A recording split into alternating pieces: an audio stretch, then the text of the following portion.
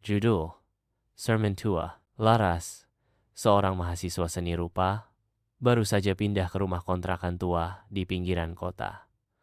Rumah itu tampak usang, namun harganya murah dan dekat dengan kampus. Di salah satu kamar, ia menemukan sebuah cermin antik berdiri yang tertutup kain putih.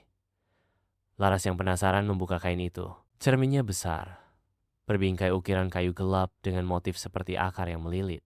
Saat itu, Laras merasa sedikit merinding tapi mengabaikannya. Awal teror sejak cermin itu dibuka. Laras mulai mengalami hal-hal aneh. Mendengar suara bisikan saat tengah malam, melihat pantulan bayangan di cermin yang tidak ada di dunia nyata. Setiap pukul 2 pagi, cermin tampak mengembun dari dalam, seolah ada nafas di baliknya. Suatu malam, Laras merekam dirinya tidur dengan kamera. Saat memutar hasilnya keesokan pagi, terlihat sosok perempuan berambut panjang berdiri menatap cermin, lalu perlahan menoleh ke arah tempat tidur Laras. Misteri terungkap Laras menelusuri asal-usul rumah itu. Ia menemui warga sekitar yang menolak banyak bicara, kecuali satu nenek tua yang berani membuka mulut. Dulu, rumah itu milik seorang wanita bernama Ratna. Ia adalah penari tradisional yang obsesif dengan kecantikan. Cermin itu konon milik leluhurnya dan digunakan dalam ritual kuno untuk mengawetkan jiwa agar tetap muda dan cantik. Namun, Ratna tewas secara misterius, wajahnya hancur.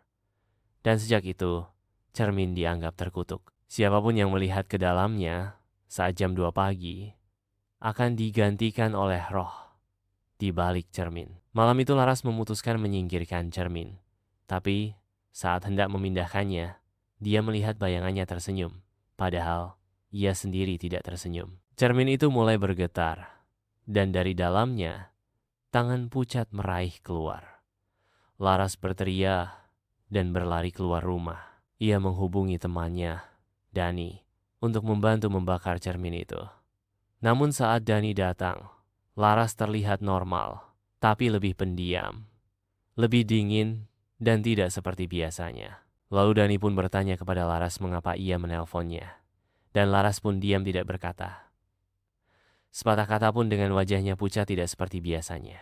Dani tampak kebingungan dengan yang terjadi kepada Laras, yang tampak hanya diam dan memandangnya dengan tatapan yang kosong. Tak lama kemudian sosok Laras tiba-tiba menghilang di hadapan Dani dan membuat Dani terkejut. Beberapa menit kemudian Dani menemukan kamera Laras yang tertinggal.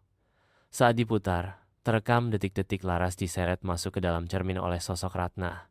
Lalu Dani pun menyadari, yang keluar dari cermin bukan Laras, melainkan Ratna yang sudah tewas. Cermin itu kini berada di rumah Dani. Dan saat malam tiba, pantulan di cermin tampak mulai bergerak sendiri